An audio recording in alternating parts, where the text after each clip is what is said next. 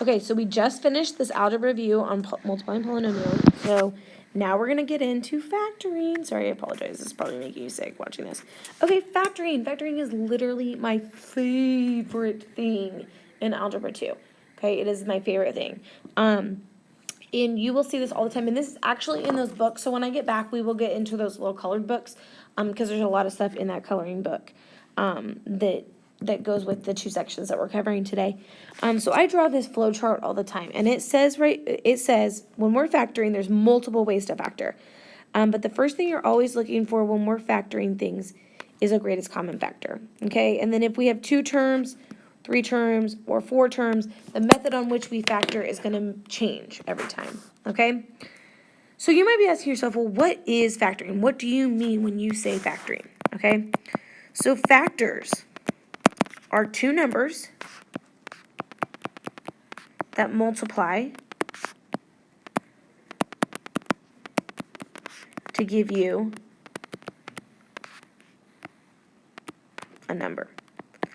So for example, if I ask you to factor 24, I'm looking for all the numbers, or 2 numbers that multiply to 24. Well, it could be 1 and 24, or it could be 2 and 12, or it could be 3 and 4, or it could be, I'm sorry, not 3 and 4, that makes 12. 3 and 8, or it could be 6 and 4, okay? Those are all factors of 24. They are 2 things that if I multiply 1 times 24, I get 24. 2 times 12 gives me 24. So it's just the 2 things that are multiplying to give you a certain number. Okay, so in what we did earlier, what we were just talking about, we were looking at, 5 times x plus 2. These are called factors. So this is the factor and this is a factor. If you multiply those, 5x plus 10, if I asked you to, you could factor this and it would give you those 2 factors. 5 and x plus 2 are 2 things that multiply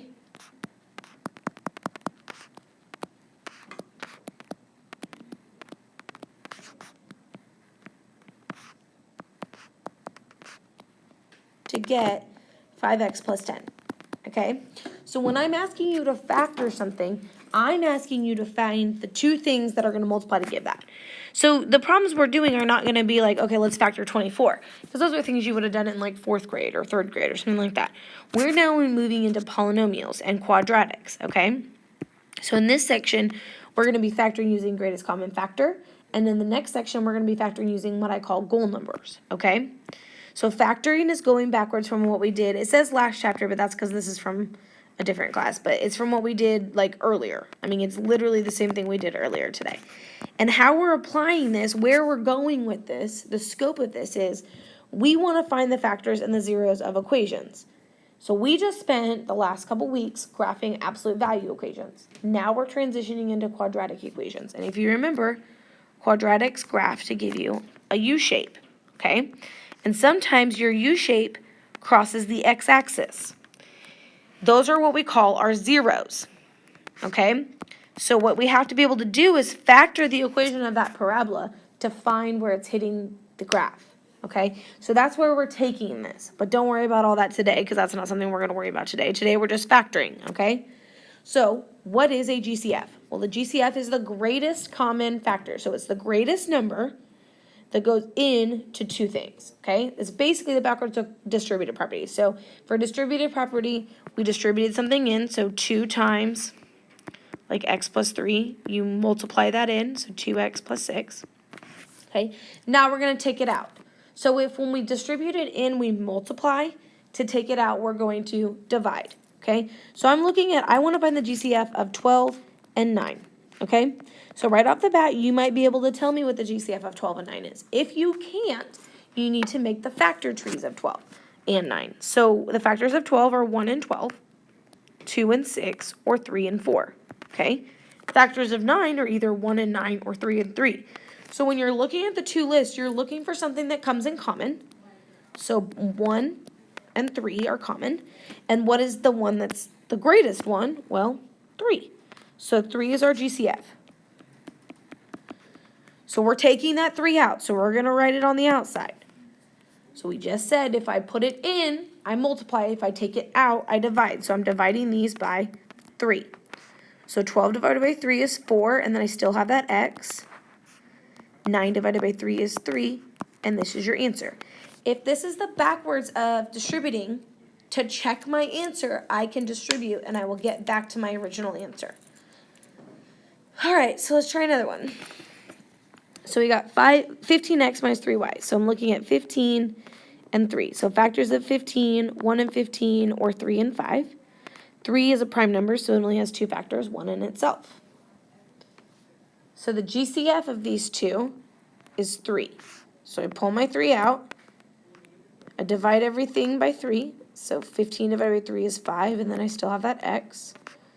3 divided by 3 is 1, and then I still have the y. You don't have to have this 1 right here if you don't want it, but you can keep it. And that's your answer.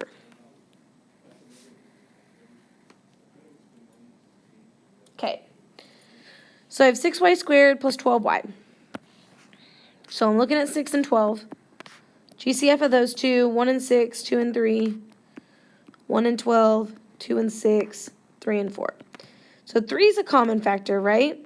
2 is a common factor, and 6 is a common factor. But I'm looking for the greatest one. So the greatest factor is 6.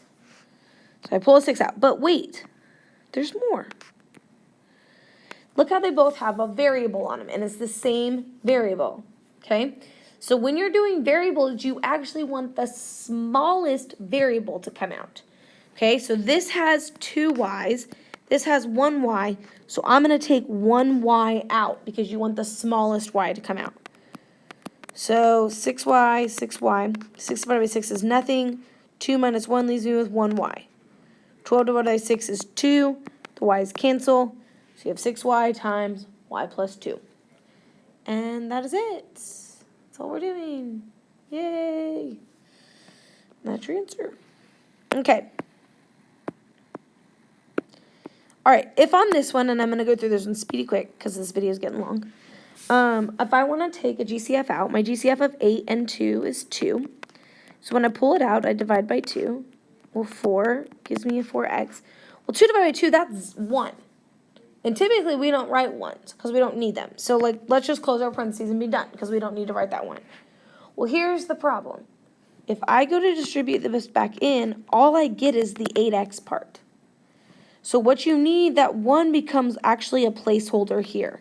So you do, in fact, have to write this as 2, 4x plus 1.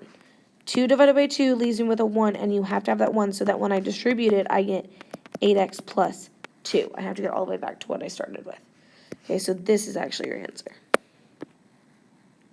Okay, if you have 3 or more terms, you're still going to pull a GCF out of each one of them. Okay, so even though there's 3 terms, that's not a big deal. So here, 10, this is a negative 1, and then you have 9. So I'm trying to find the GCF of 10, 1, and 9. So the GCF of those is just 1, because there's nothing that goes into both 10, 1, and 9, okay? So GCF is 1. Then I worry about my variables. So I got a g squared, and a g. Remember, I'm trying to find the smallest amount. Well, this one has 2, this one has 2, this one has 1, so I can only pull 1 out, okay? I have 2 h's, 1 h, 2 h's, so the smallest amount of h's I can pull out is h. So I divide by gh. So 10 divided by 10, or 10 divided by 1 is 10. 2 g's minus 1 g is 1 g. 2 h's minus 1 h is 1 h. Minus 2 g's minus 1 g is 1 g. The h's go away.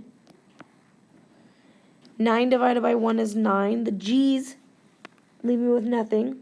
I don't know what just happened, and I don't know how to get rid of it. Go away, go away. Oh, okay, sorry. G's cancel, and then 2 minus 1 leaves you with 1h, and that is your answer. Okay, so that's GCFs. Now we're going to move on to goal numbers. Oops, go back. Okay. You guys are like, dude, she's another idiot. What are you doing? Okay, factoring using goal numbers. So, I drew you this thing earlier, GCF. That's always what you try to do first and foremost when you're doing factoring. When it asks you to factor, always look for a GCF first, okay? If you have 2 terms, we haven't gotten to that yet. If you have 3 terms, this is where we're at in this lesson, okay? There's 2 types of 3-term problems. X squared plus bx plus c, and ax squared plus bx plus c. Where the biggest difference is this one has an a in front of it. So the leading coefficient is not 1. Here, there's nothing in front of the x squared. So example of this would be like x squared plus 2x plus 5. An example of this one over here would be like 5x squared plus 6x minus 2. These are more complicated, so we're not doing those today. We're only doing these today. So I call these goal numbers, all right? And the reason I call it goal numbers is because when you're factoring x squared plus bx plus c, the goal is to find, oops, I wrote literally the word 2 instead of to find 2 numbers that meet 2 requirements, okay? They have to, A, multiply to the last term, which is C,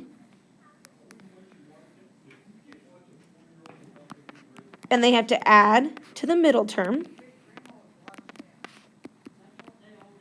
which is B. So I want them to multiply to C, add to B. Multiply to C, add to B. Multiply to the last term, add to the middle term. Multiply to the last term, add to the middle term. Why am I saying this about 1,000,000 times? Because you're going to do this like 1,000,000 times. So you need to know that you're multiplying to the last term, adding to the middle term. Okay? So we want to factor x squared plus 10x plus 16. Okay? These factors are going to be binomials. So when we factor these, it's going to be x plus or minus something times x plus or minus something. Let me go back up here and write this. So when you factor this, they're all going to get back to x squared plus bx plus c. In order to get x squared, I have to be able to multiply x times x when I FOIL it. Okay? So the x's are permanent. These are always here. They don't change. It's what goes here that changes. Okay? So x squared plus 10x plus 16. I want 2 terms that multiply to 16 but add to 10. Multiply to 16 but add to 10. I need to multiply to c, add to b. So factors of 16 are 1 and 16, 2 and 8, and then 4 and 4. Do you have to do all this work that I'm doing on the side? Absolutely, you have to do this part. So now, since I want to find out what they add to, I'm going to add these up. So this gives me 17. This gives me 8, and this pair gives me 10. So 2 and 8 meet both qualifications. They multiply to 16, and they add to 10. So we had an x and an x, because you always get x and x, and I want them to, the other 2 are going to be the 2 factors I just found, 2 and 8. This is the same thing as writing it x plus 8, x plus 2. Okay, you can write it that way if you want. Does not make a difference. Okay, either one is fine. The x's have to stay permanent, so you can't write this as like 8 plus x. That's not okay. Don't write it like that. Okay, so these are your answers, either one. So let's do another example. Sorry, Mr. Dixon's class right now is like jamming. Okay, so I want 2 things that multiply to the last term, which is 12. And I want them to add to the middle term, which is negative 8. Okay, so factors of 12. Okay, remember, I'm sorry, I always forget to do this. You need to start by putting your parentheses and putting x's in there, because that is standard for every gold problem. You put all that stuff in. So I want 2 things that multiply to 12, so 1 and 12, 2 and 6, 3 and 4. So now I'm going to go through and I'm going to add. So 1 and 12, that's 13. 2 and 6, that's 8. 3 and 4, that's 7. Oh, well, none of those gave me negative 8. Uh-oh, that's a problem. Actually, it's not.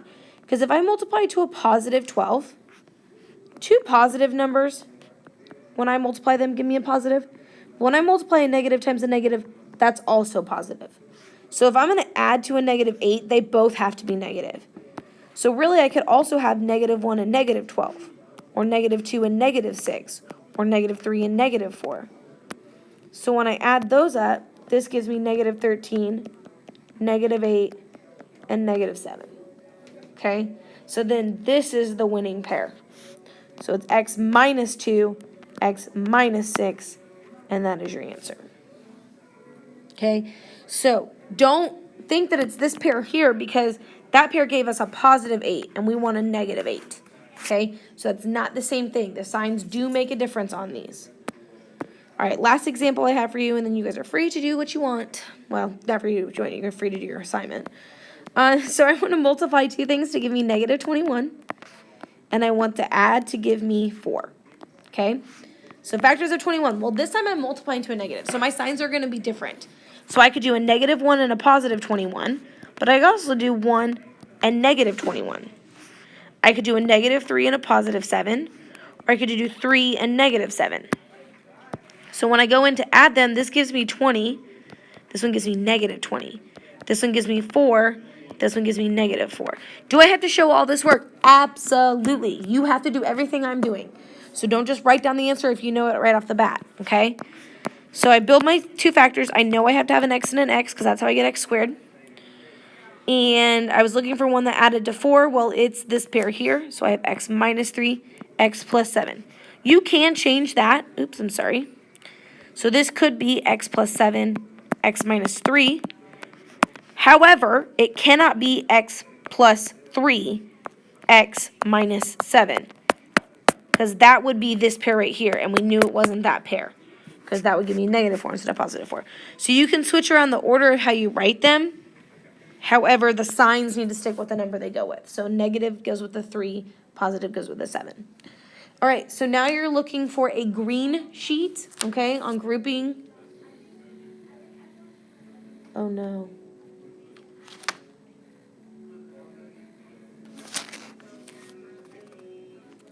I might have given him the wrong sheet today.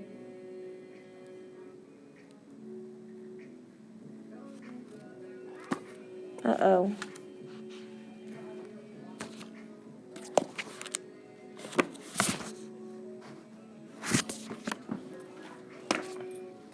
Oh, it's a yellow sheet. You're looking for a yellow sheet. I did hand it to them. Oh my gosh, I just had a major panic attack. It's yellow, okay? You're looking for a yellow sheet from the sub, okay? Have a great day, and I'll see you Friday if you have questions.